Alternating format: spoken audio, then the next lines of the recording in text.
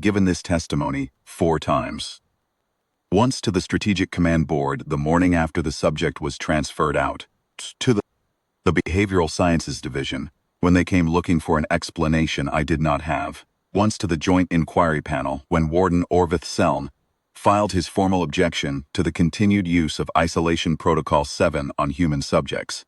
And once, privately to Director Seth of Morn of Vethori Internal Security, sat across from me in a room without windows and listened to every word without blinking, and then said, very quietly, that she wished I had come to her sooner. I am giving it a 5th time now to this board under full record. This time I will not be brief. I have been brief 4 times already.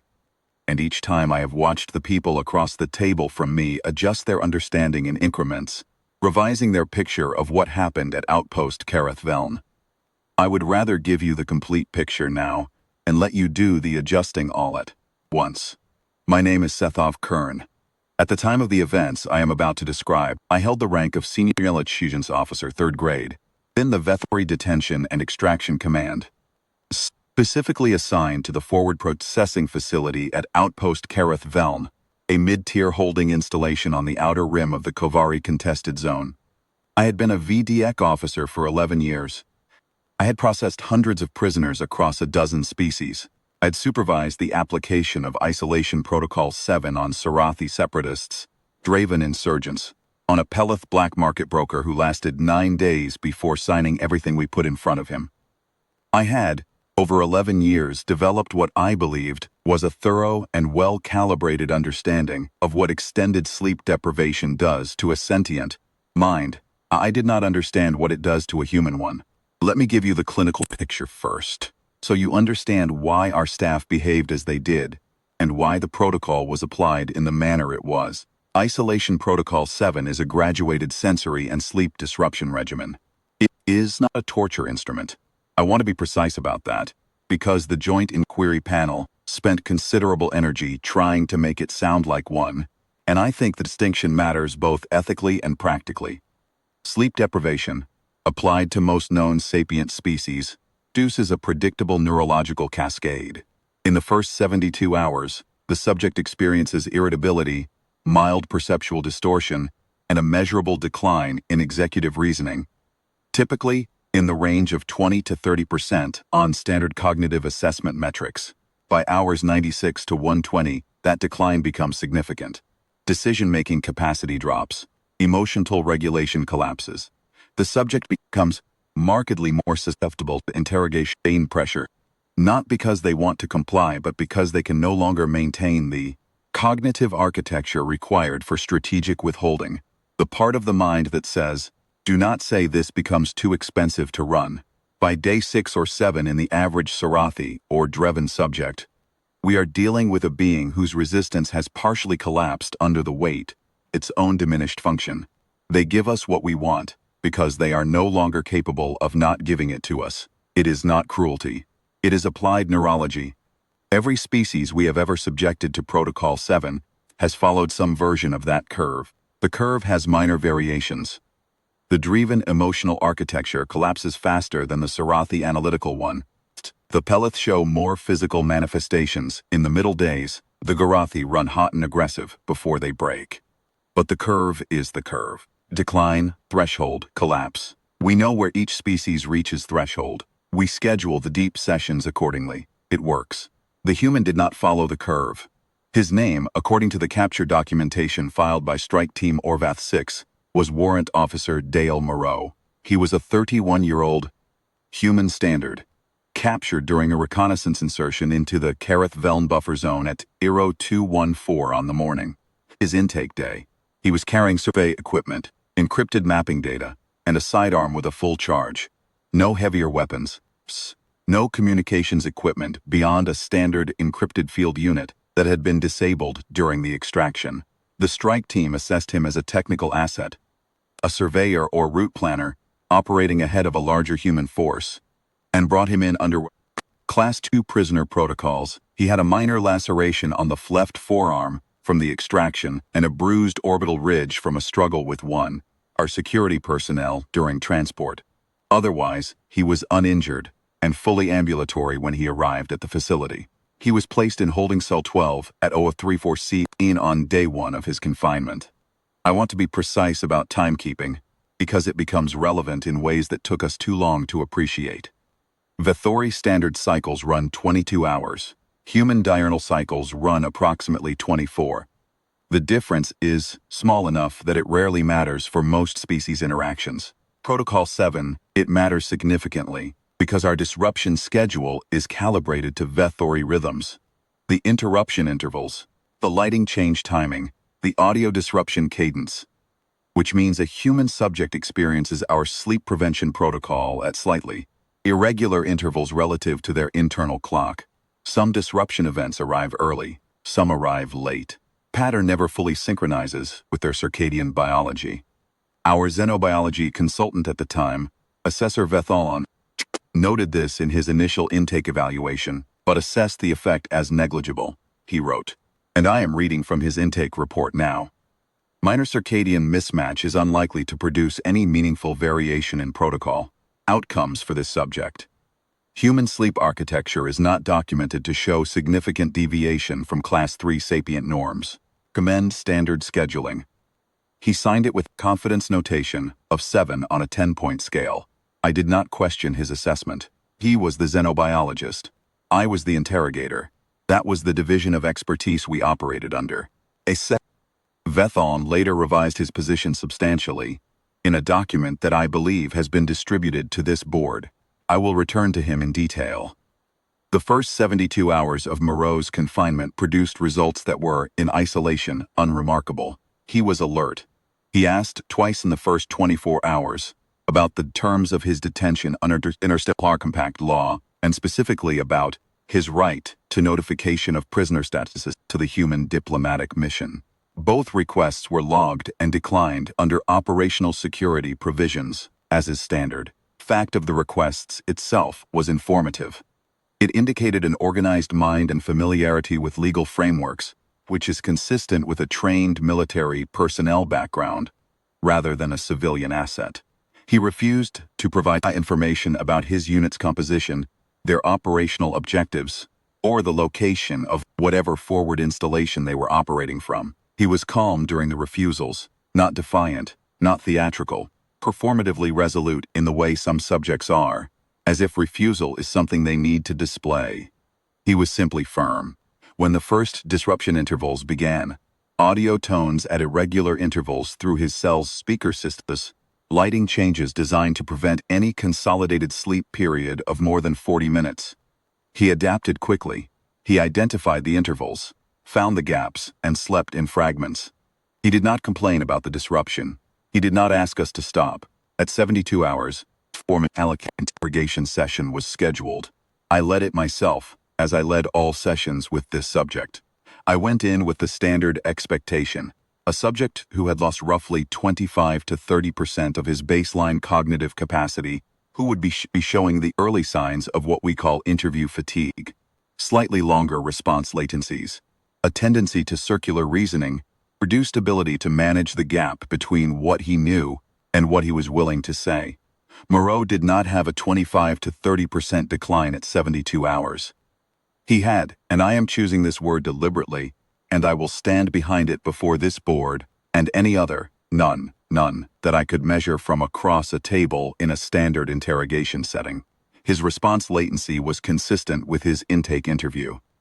He tracked my phrasing carefully, auditing each question before answering in a way that told me he was parsing the framing as well as the content. When I introduced a deliberate inconsistency into my line of questioning, a standard technique, positioning an established fact as a new premise to see whether the subject's degraded cognition would follow the false lead. He did not follow it. He answered the question as though the false frame were not there, which meant he had identified it as a false frame, evaluated it, decided not to contest it explicitly, and continued working from his own internally consistent position. That is not the behavior of a cognitively compromised subject. That is the behavior of a skilled interrogation-resistant operative functioning at or near full capacity. I made a note. I extended the disruption intervals by 15%.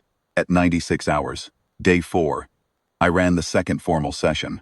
I should describe the physical picture for the record. Moreau at day 4 looked tired. There were shadows developing under his eyes. His movements when he repositioned himself from sitting to standing were slightly more deliberate than they had been at intake.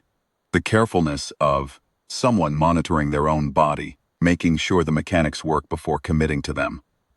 None of this was surprising. Sleep debt accumulates in every species, and it shows on the face and in the body long before it shows in the mind. What surprised me was the mind. He answered my questions with the same crisp response latency he had shown at 72 hours. When I tried the inconsistency technique again, in a different form, a more subtle displacement of context rather than a direct factual inversion, he caught that too. He did not say so explicitly. He simply did not accept the displaced context. He kept his own frame of reference intact and worked from it, regardless of what framing I offered him. I went back over the session recording afterward and counted 6 separate instances where he had silently rejected a false premise I had embedded in my questioning. He had not contested any of them aloud. He had just not followed where they led. Day 4, under Sustained Protocol 7 application, Warrant Officer Dale Moreau was a more sophisticated interview subject than he had been on Day 1. I sent a second query to Assessor Vethori that evening. Is there any species-specific literature on human sleep architecture that might explain anomalous protocol resistance beyond the circadian mismatch factor you identified at intake? Vethori responded in 6 hours with a preliminary note. Most of it I could not use, heavily technical, full of notation systems I did not have background to interpret. But in the third paragraph, he described something he called sleep consolidation variance. The gist, stripped of the technical scaffolding, was this: sapient species show very high dependence on sleep occurring in consolidated blocks. What this means is that fragmented sleep in pieces, broken up before the deep consolidation phases are reached, provides almost none of the neurological benefit of full sleep. The brain's processes for filing memory, repairing cellular damage, and clearing metabolic byproducts require sustained cycles to run. The cycle too early, and the cycle is wasted. Protocol 7 works on most species because it prevents consolidated sleep, and without consolidated sleep, the neurological debt accumulates quickly and comprehensively. Human sleep architecture, Vethori wrote, showed unusual variance in this dimension. Humans could derive partial cognitive restoration from sleep fragments as short as a few minutes. Not full restoration, not by a significant margin, but partial. Enough, potentially, meaningfully slow the accumulation of neurological debt relative to what we would expect from a standard Class 3 sapient. He used the word potentially. He was being appropriately cautious. He was right to be cautious. He was also, as I would discover over the following 12 days, dramatically underestimating the magnitude of the deviation he was describing. Day 6, threshold day. Every experienced Protocol 7 officer knows Day 6 as the point where the protocol pays off, where the sustained neurological debt reaches the threshold for resistance collapse, where the subject stops being able to maintain the gap between knowledge and disclosure. We schedule the deep sessions on Day 6 because Day 6 is when the subject becomes, in the clinical language of the protocol documentation, interview optimal, not incapacitated, not incoherent, simply no longer able to sustain the strategic withholding that constitutes their resistance. I walked into holding cell 12 on Day 6 of Moreau's confinement, expecting a different man than the one I had met 4 days earlier. He was sitting on the edge of his cot, with his elbows on his knees, and his hands loosely clasped in front of him. He looked genuinely tired, more tired than he had on Day 4. The shadows under his eyes had deepened, and there was a quality of stillness about him that was different from his intake composure. A quieter and more inward stillness, as though he was conserving something. When I entered, he tracked me with his eyes before he moved his body. The body followed the eyes with a slight delay. These were the concessions Day 6 had extracted from him, and they were visible, and I noted them, and I was encouraged by them. Then he said, "I've been thinking about the ventilation system in this wing." I stopped moving. He said it in a tone I can only describe as offhand. The tone of someone reporting a finding they consider interesting and worth sharing. He continued, The intake manifold for cells 10 through 16 runs along the northern wall. I can tell from the direction the air pressure shifts during the morning cycle when the system ramps up. The filter in the main duct is overdue for replacement, probably by several weeks. You can detect it as a faint organics trace in the recycled air, a sort of stale warmth that shouldn't be there at that volume. The bypass valve is in the maintenance corridor behind the far wall. Access from the east junction. I'd put it at approximately 8 meters from where you're standing. He was not threatening me. His tone had no menace in it. He was reporting an analysis the way a technician reports a calibration. Because he had produced it. And production implies communication, and there was no one in that cell to communicate with except me. I sat down. I looked at him for a long moment. He looked back at me with the mild, slightly tired expression of someone who has been waiting for a conversation to resume. I said, "How long have you been working that out?" He said, "Filter thing I had in the first couple of days. The bypass location took until yesterday morning. I had some time. 6 days without consolidated sleep." Moreau had spent a portion of time mapping the ventilation infrastructure of his cell block through sensory inference. He had now shared the output with me because the output needed somewhere to go, and I was the only destination available. Hold the session early. I went directly to Assessor Fethon's office. He was in. I told him what had happened. He listened without interrupting, and when I finished, he was quiet for a moment and then said, "Tell me exactly how he said it, the specific phrasing. I need to know whether it was incidental, information he'd accumulated passively, which would be expected at some level, or whether he was describing a deliberate analytical process." I told him the exact phrasing. Vethon wrote it down. He said, "That's deliberate. He's not describing something he noticed. He's describing something he worked on. He has a methodology." He looked at his notes. He said, "I need to expand the literature review. I think I mischaracterized the magnitude of the variance in my intake report. I want 3 days." I told him I would have something from him in 2. We had already wasted, as I saw it, 6 days on a protocol that was not producing the expected outcome. He came back to me in 36 hours. What he sent me was a document that I have since read so many times that I have large portions of it committed to exact memory. The document was not long. Vethon writes economically, which I had always appreciated, and which in this case meant that each of his short paragraphs carried an unusual weight. I will walk the board through the core of it. Human sleep, Vethon wrote, serves the same 2 primary functions it serves in most sapient species: cellular restoration and memory consolidation, where humans diverge significantly, measurably, in ways that the early xenobiology literature systematically underweighted because we were pattern matching them to the class 3 sapient profile, and they do not belong there, is in the relationship between these functions and continuous waking, performance. For most sapient species, memory consolidation is gated. The filing of new information into accessible, organized, retrievable memory requires the specific neurological conditions of deep sleep to occur. Prevent deep sleep, and the filing does not happen. The day's events, the day's analysis, the day's decisions, they remain in working memory, accessible for the short term, not integrated into the broader architecture of long-term organized knowledge. This means that the sleep-deprived subject is not only cognitively slower due to neurological fatigue, they are also, at a structural level, cognitively shallower.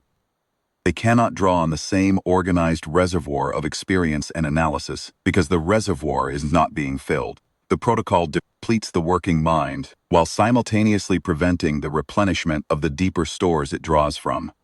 In humans, Vethon wrote, this gating relationship is significantly, I would now say dramatically, weaker. Human memory consolidation does not require deep sleep to occur.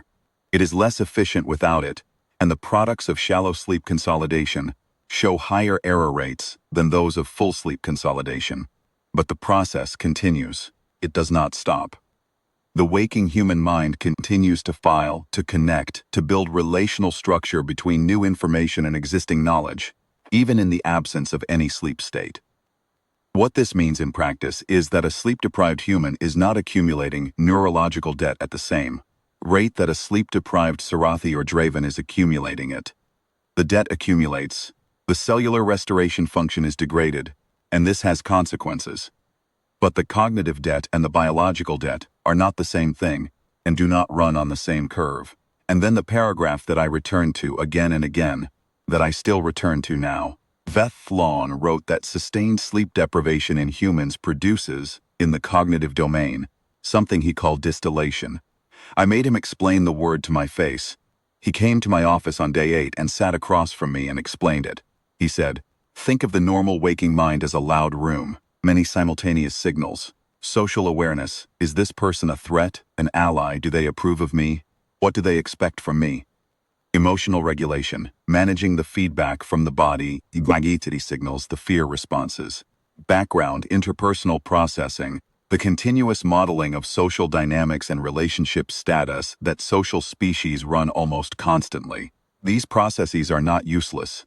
They are, in fact, central to how complex sapient species navigate complex social environments. But they are computationally expensive. They consume cognitive resources that would otherwise be available for pure analytical function," he said. "Most species lose sleep. They lose everything. The social noise decreases, but so does the signal. The analytical function degrades alongside the social function. The room gets quieter, but the lights go out. What you have left is a mind that is both less distracted and less capable," he said. "In humans, the profile is different. The social noise decreases with sleep deprivation, significantly, measurably, in ways that are visible in their behavior if you know what to look for. But the analytical core does not degrade on the same curve. Pattern recognition, the spatial modeling, the sequential logical function, the strategic planning capacity. These are supported by a neurological architecture that is more resistant to specific kind of degradation that sleep deprivation produces. The lights do not go out. What you are left with is a mind that is less distracted and nearly as capable." He paused. He said, "In a subject who is also operationally engaged, who has problems to solve, analysis to conduct, a situation to model, the reduced social noise may actually free cognitive resources that the social processing was consuming. You are not getting a degraded human. You are getting a human whose surface processing has been stripped away, leaving the load-bearing analytical structure exposed, and, in some functional domains, running with less interference than before." I said, "How long does that state persist?" He opened a secondary document I had not seen, a compilation from human military research, early contact era, assembled by their own defense establishment. He walked me through the relevant study. Human military researchers had attempted to find the operational degradation threshold for their own personnel under sustained sleep deprivation. They wanted to know when their people stopped being useful.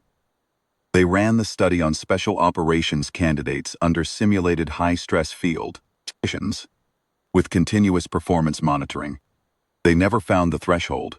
What they found instead was what their researchers called the adaptation curve. In the first 72 hours, performance metrics declined across all measured domains.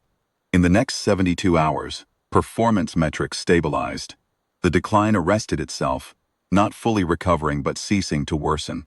After the stabilization point, in subjects who were kept operationally engaged, who were given problems to solve, tasks to execute, analysis to conduct, performance metrics did not continue to decline. In some domains, specifically spatial reasoning and pattern recognition, the metrics actually rose slightly above the stabilized baseline. The study's measurement horizon was 29 days. At 29 days, the operationally engaged subjects, the ones who had something to work on, were still performing within normal functional parameters on pattern recognition assessment, still making operationally relevant decisions, still planning. I said, "We are on day 8. Vethori said, "Yes," I said. "And Moreau is an intelligence support operator. He is trained for exactly the kind of analytical work that study describes as protective." Vethori said, "Yes. He is not just resistant to Protocol 7 as a passive physiological fact. His training has given him an active behavioral response to the conditions the protocol creates. He has problems to work on and the cognitive capacity to work on them. The protocol is providing him with the conditions: isolation, time, low external noise that a certain kind of analytical mind finds optimal." I sat with that for a moment. I said, "We are giving him a research environment." Vethori said nothing. Day 8. I ran 3 sessions in the days between day 6 and day 10, and I want to describe the day 8 session in particular, because it illustrates something about Moreau's approach that the other sessions do not show as clearly. I came in at 0800. He had slept approximately 2 hours in the previous 24 in 3 fragments. The cell monitoring showed him awake and still for long periods. Not restless, not pacing, simply sitting. I had watched segments of the overnight footage in preparation for the session, and what struck me about those still periods was not what he was doing with his body, but what his eyes were doing. He was not vacant. He was not staring at nothing. His eyes tracked. Small movements, following patterns I could not see. The ceiling, the vent housing, the seam where the wall met the floor, the door frame, back to the ceiling. He was reading the room. He was doing it in the early hours of the morning, when he presumably knew no one was watching. And the absence of self-consciousness about the behavior told me it was not performed. It was simply what his mind did when left to itself. When I sat down, he looked at me for a moment and then said, "You changed the guard rotation on this block last night," I said. "What makes you say that?" he said. "The boot sound in the corridor. Different gate, 2-person rotation instead of 3. The timing between passes also changed, slightly longer intervals, which suggests fewer people covering the same distance." He paused. He said, "I'm not pointing this out for any particular reason. I just noticed." I asked him why he thought I would want to know what he'd noticed. He thought about it, he said. "I suppose I'm not sure you do, but I have a lot of time and not much output for it." He said it without self-pity and without irony. It was simply a description of his situation. I proceeded with the interrogation line. He declined to provide the intelligence I was seeking in the same organized and calibrated way he had declined on every previous session. He separated the answerable from the unanswerable and kept the line between them perfectly clear, and the clarity of the line was itself the disturbing thing. Because a degraded subject loses the line goes soft. They answer one question, and it bleeds into the adjacent question, and suddenly they have given you something from a category they were protecting without registering that the categories were adjacent. The line stays clear when the mind is clear. The line on day 8 was as clear as it had been on day 1. When I was getting ready to leave, he said, "Can I ask you something?" I said, "You can ask," he said. "The cell to my left, cell 11, has been empty since I've been here. The one to my right, cell 13, has had occupants on at least 2 separate occasions. Different weight distribution in the footsteps, different sleep patterns.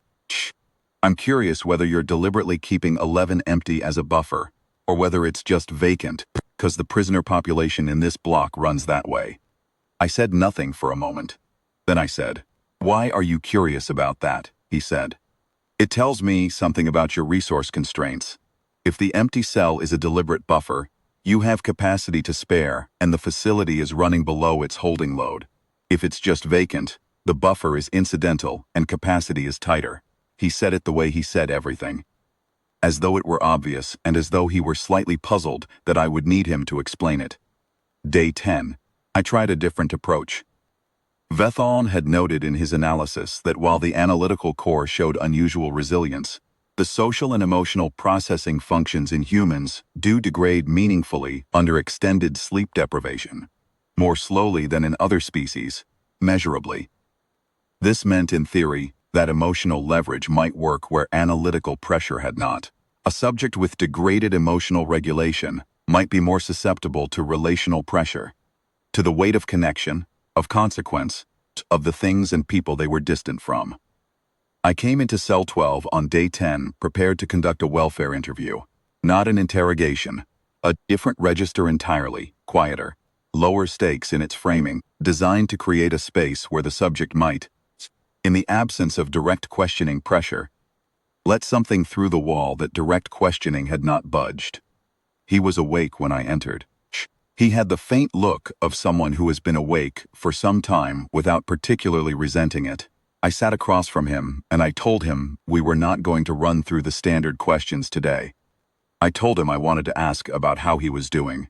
He looked at me with an expression I can only describe as measured. He said, "I appreciate that." I asked him about his service, tactically, personally, how long, what it meant to him. The questions were genuine, not rhetorical, and I think he recognized that, because his answers were genuine in return. He had been in service for 9 years. He said it was work he was good at, and work that mattered, was the most a person could say about a job. There was no performance in the answer. He was simply telling me a fact about himself. Then I said his full name. Dale Wren Moreau. I said it the way you say a name when you want someone to hear that you know them, that they are known, that the world outside the cell still contains people who hold that name. Something changed in his face. Not a collapse. Nothing broke. Something was there. Behind his eyes. Something real that registered the weight of hearing his name used that way. He was not a machine. He was a tired man. 10 days into a situation that should, by every metric I had spent 11 years applying, have been breaking him, and the cost of not being broken was being paid somewhere. I could see the edge of where it was being paid. But he did not give me anything.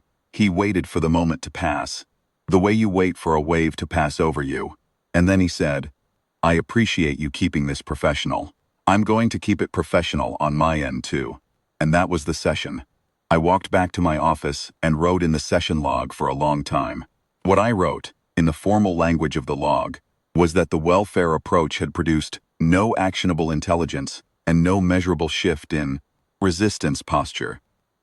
What I thought, sitting alone with the record of those 53 minutes, was something I did not write down, that I had found the edge of Moreau's cost and found it voluntarily maintained.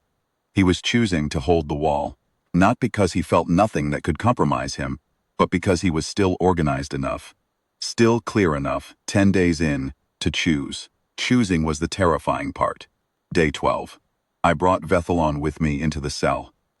I told Moreau that I was going to suspend the standard questioning line, and that our xenobiologist had some questions of his own. I told him that the questions were scientific rather than operational, that we were trying to understand something about his physiology, and that his answers, or even just his observations about his own experience, would be useful to us, independently of any intelligence value. I did not tell him that what we were really trying to understand was why he was still functional, when every instrument we possessed said he shouldn't be. Moreau looked at Vethori with the same professional attentiveness he brought to everything. He said, What do you want to know? Vethori asked. How do you feel? Not how you are performing, how it feels subjectively to be where you are right now. Moreau considered the question for several seconds. He said, It's hard to describe in a way that translates. The closest I can get is tired at the surface. The way you feel when you've been in the field for a long time and the social part of you has just gone quiet. The part that worries about how you're coming across, what people think, whether you're doing things the right way, that part has gone somewhere else. Doesn't feel like much of a loss, honestly. He paused. He said, Underneath that, things are actually fairly clear. Like there's less noise. Like I can hear the work better than I usually can. Vethori glanced at me. I kept my expression level. Vethori asked, When you say the work, can you describe what you mean? Moreau said, I've been going through everything I know about this facility. The layout, as best I can infer it. Personnel rotation patterns. I can track shifts by the sound cadence of boots in the corridor, by the timing of lighting level changes, by the smell signatures from the meal cart, air circulation patterns, structural material indicators, the power draw fluctuations in the lighting circuit. I've been building a picture. He said it without any particular emphasis. The way you describe routine professional activity. Vethori asked, Does the picture feel accurate to you? Moreau said, Parts of it I'm confident in. The cell block layout I'd put at 90%. The ground floor corridor structure around 75. I have some unresolved questions about third floor. The footfall patterns up there don't match what the architecture of the building would imply if this were a standard installation. Either there's a reconfigured wing, or the function of that floor is different from what the physical plant was designed for. I don't have enough data to resolve it, but I'd say 70% confidence that it's a functional anomaly rather than an architectural one. Vethori stopped writing. I looked at him. His pen was still on the paper. He had stopped mid-word. He was looking at Moreau with an expression I had not seen on him before, and I have worked with Vethori for 4 years and seen him in some unusual situations. The third floor of Outpost Carruthvelm houses our Tactical Signals Analysis Division. The reconfiguration that transformed the original storage wing into the signal suite was done approximately 3 years ago. From the outside of the building, there is no indication of the reconfiguration. From inside holding cell 12, there is no visual access to anything above the second floor. Moreau had inferred the presence of a functional anomaly on the third floor from boot, sounds and power draw patterns through a ceiling he could not see. On day 12, I pulled the session. I walked Vethori into the corridor and closed the cell door, and we stood there for a moment without speaking. The corridor camera was on, my face still. Then I said, quietly, "What is the ceiling? At what point does this stop?" Vethori said, "I don't know that there is one, in the range we're operating in. The biological debt accumulates, the cellular restoration deficit, the fine motor degradation, conceptual irregularities that appear at extreme duration. Those are real and they compound. But the cognitive core, the analytical function, strategic planning capacity, I don't have a number for when that fails." The study I showed you ran to 29 days. The subjects at 29 days were still operationally functional. The study ended not because they stopped working, but because the researchers ran out of authorized study duration. I said, "And we're at day 12, he said. "We're at day 12. I said, "What, precisely, is the protocol accomplishing?" He was quiet for a long moment, then he said, "I think the honest answer is that it's accomplishing the opposite of what it's designed to accomplish.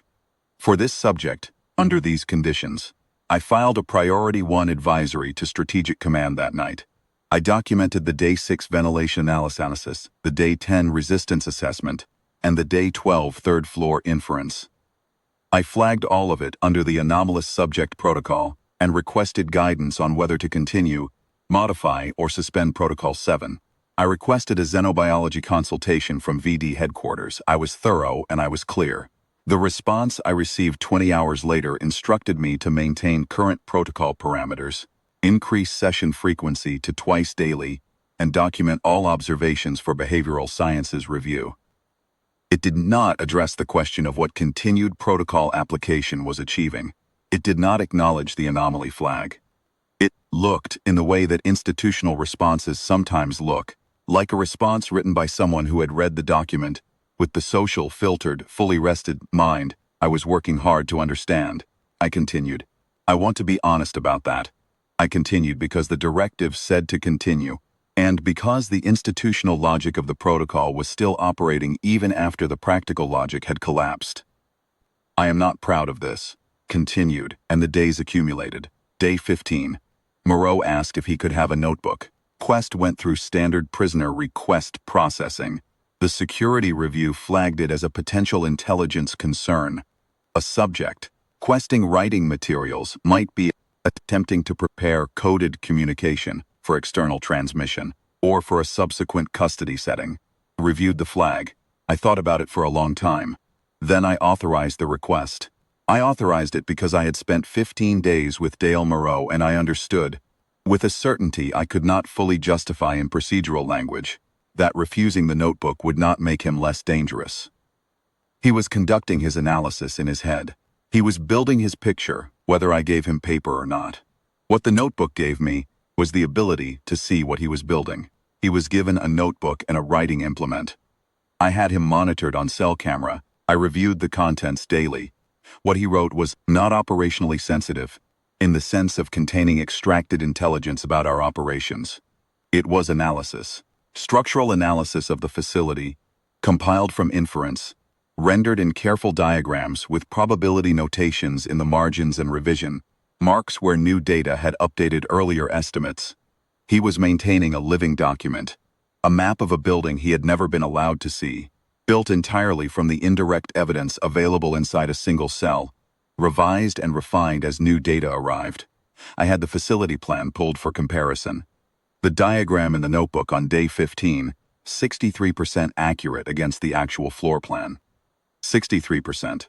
Derived from boot sounds, air pressure, power fluctuations, and meal cart scheduling of 50th days of methodical inference. Let me describe what the notebook looked like on day 15. because I think the description is more informative than the accuracy statistic alone. The first pages were sparse. Day 1 and Day 2 entries were brief. Orientation notes, more than analysis. He was establishing categories, naming the things he was tracking: air pressure direction, lighting cycle timing, corridor sound, meal schedule pattern, temperature variance. Each category got a few lines and a small sketch. The sketches on those early pages were rough and heavily qualified. Question marks, stout estimates, alternative possibilities noted in the margins. By Day 5, the pages were denser. The categories had filled in. The sketches were more committed, with fewer squash marks and more probability notations instead.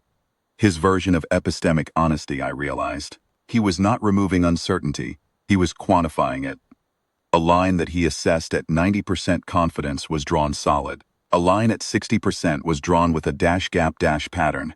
A line below 50% was present, but light, annotated as a working hypothesis. Day 12, the east wing of the ground floor was solid line territory. The upper floors were a mixture of solid and dashed. The third floor had a notation that said, "Functional anomaly confirmed, configuration to be determined." By Day 15, the third floor had more solid lines, and in the very back pages of the notebook, pages he had reached only recently, there was something I had not expected to find. He had been writing up what amounted to personnel observations. Not names, he had no names. Behavioral signatures. The guard he described as methodical and slightly slow on left turns, which Vethori identified as a likely proprioceptive asymmetry. The shift supervisor he described as punctual to within 2 minutes on every rotation, except the afternoon transition, where he ran consistently late by 4 to 6 minutes, which Moreau annotated as possibly an informal meal break or a regular communication window. The technician who cleaned the corridor on Day 11 and Day 13 at times that did not match the standard cleaning schedule had annotated with a question mark and the word equipment. He was not building a map of a building. He was building a map of a building and its people. I noted something else on Day 15. His handwriting was not deteriorating. I had a comparison sample, a signature Moreau had provided during intake processing. His handwriting on Day 15 was slightly smaller and slightly more compressed than his intake signature. That was the sum of 15 days of sustained sleep deprivation, as it appeared in his motor output. The letters were even. Pressure was consistent. The sentences in the notebook were grammatically coherent and logically sequential. I sent Vethori copies of the notebook pages. He called me back 4 hours later and asked me to come to his office. When I arrived, he had the human military research document open on his work surface alongside the notebook copies. He said, "I want to walk you through something." He showed me a passage in the study I had not previously focused on. The researchers had divided their subjects into 2 groups at the stabilization point. One group that was given structured analytical tasks to work on, and one group that was left without defined tasks, but in otherwise identical conditions. The group with defined tasks showed the adaptation curve stabilization pattern I described earlier. Performance plateau, possible slight gains in certain domains. The group without defined tasks showed continued decline, not as steep as the initial 72-hour drop but steady. Vethori said, "The analytical engagement is not just a feature of his resistance. It is the mechanism of his resistance. The work is what's keeping the adaptive plateau active. Take away the work and the curve resumes its descent," he said. We gave him an entire facility to analyze. We gave him 17 days to work on it. We gave him a notebook to file his findings. We have provided, from a purely operational context standpoint, nearly ideal conditions for maintaining the human cognitive adaptation plateau. I said, "What would have disrupted it?" He said, "Boredom, genuine sustained perceptual monotony with nothing to solve and no new data arriving. That is not what this facility provides because this is an operational installation. Things happen here. Personnel move, equipment runs, power draws fluctuate. The building breathes and he can hear it." Day 17, the last formal session. I want to describe it fully, because it is the session that settled the question of what I needed to recommend, and I want the board to understand why. I came in at 0600. Moreau had slept in fragments. The cell monitoring showed approximately 90 minutes of distributed sleep in the last 24 hours. He looked the way he had looked since day 10. Worn at the surface, clear underneath. The fatigue was real and visible. The clarity was also real and visible. Both things were simultaneously true, in a way that I had spent 2 weeks learning to read. He had the notebook open when I entered. He turned it so I could see the page before I had sat down, he said. I updated the third floor analysis. I have it at 82% now. The cleaning crew rotation changed 4 days ago. Different corridor sequence, different timing. Combined with the overnight power draw data I've been tracking through the lighting, it gave me enough to revise the eastern wing layout. I sat down. I looked at the diagram. I did not have the facility plan in front of me, but I had spent 11 years at Carethveln. I knew what that floor looked like. What I was looking at in the notebook was not identical to what I knew, but it was close enough, recognizable enough that the specific quality of the alarm I felt was not general. It was precise, I said. How are you tracking the power draw fluctuations in the lighting, he said. The cells in this block share a circuit with at least one other section of the facility. When that section draws more power, additional equipment running, extended night shift operation, the voltage to the cell lighting drops, fractionally. You can see it as a very slight flicker, or a very slight dimming if you're watching for it. It's not dramatic, but it's consistent, and it's directional. And over 17 days you accumulate enough data points to build a reliable pattern. He said this without any particular weight. The information was simply accurate. Accuracy was how he delivered everything, I said. Warrant officer. What would you do with this information if circumstances allowed? He was quiet for a moment. He said, honestly, at this point I'm not sure. I've been awake too long to trust my physical reaction time. I'd lose a foot race against any of your security staff right now. And I know it. The picture I have is detailed, but there are still gaps I haven't resolved. He paused, he said, I'm not planning an escape. I don't currently have the assets for one that I'd consider viable. I said, currently. He said currently, said with the same flat precision he applied to everything. Not a threat. A statement about conditions that were subject to change. I filed my recommendation on day 18. I recommended immediate suspension of Isolation Protocol 7 with respect to this subject. Transfer to a standard holding facility under full interstellar compact prisoner protocols, and commencement of a formal xenobiological study of human sleep deprivation responses by the Behavioral Sciences Division. I recommended against continued interrogation on grounds that I want to state for this record with full clarity. Not Protocol 7 had failed in conventional outcome terms. It had, but that alone would not be sufficient grounds for suspension. I recommended it because continued application of the protocol was actively harmful to our operational security. The subject was not degrading under the protocol. He was not breaking, not collapsing, not becoming easier to manage. He was, by every behavioral indicator available to me, becoming more capable with each passing day, stripping away the surface layers and running the analytical core at something approaching full capacity in an environment that we, by the ordinary operation of our own facility, providing with a continuous supply of new data. We were not breaking him. We were sharpening him, and he was keeping everything he produced. The recommendation was approved. Moreau was transferred to holding facility Vethori on day 19, under compact protocols. His notebook was inventoried as personal property and transferred with him, per standard personal effects processing. The inventory notation read, personal notebook, partial use, estimated 30 to 40% filled, assessed as personal journaling, possible coping behavior, non-sensitive. I want the board to understand what that inventory notation means. The reviewing officer at Vethori was following standard procedure. Standard procedure for personal effects review allocates approximately 15-20 minutes per item for a basic content assessment.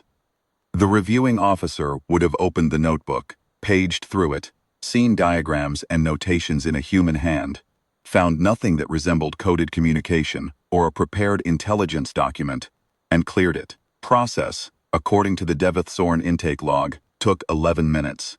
11 minutes to review 17 days of work. I do not say this as a criticism of the reviewing officer. He was applying the appropriate standard for normal prisoner personal effects. The notebook did not look like an intelligence document because Moreau had not designed it to look like one. It looked like what the reviewing officer assessed it as. The private analytical record of a man who needed something to do with his mind during a confinement, which, in a literal sense, is exactly what it was.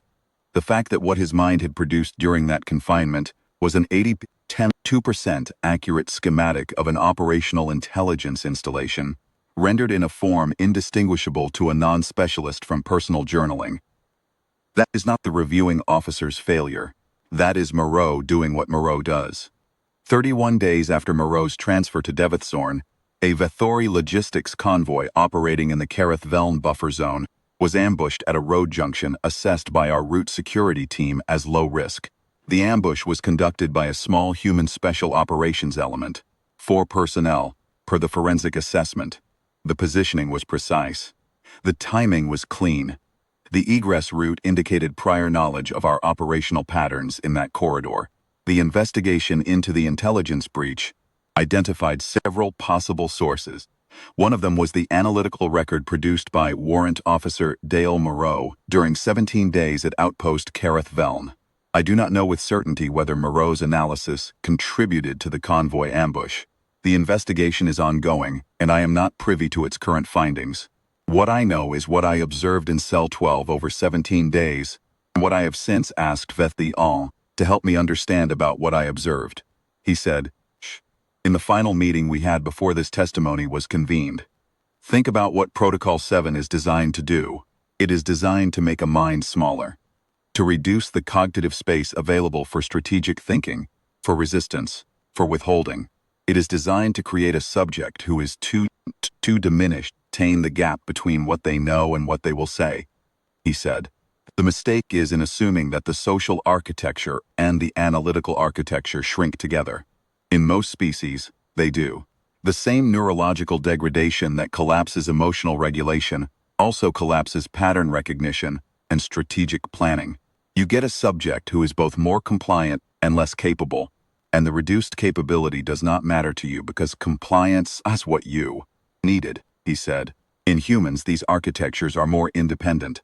The social surface degrades. The compliance machinery might, in theory, become more accessible. But the analytical core runs on a different power source, and Protocol 7 does not reach it. What we stripped away over 17 days was everything that might have made him talkative, everything that might have made him responsive to emotional pressure, everything that might have made the interrogation relationship feel like a relationship he needed to manage. What we left was a man with no noise in his head and a whole building to think about, he said. Keep coming back to what he told us on day 12. The part that has gone somewhere else, he said.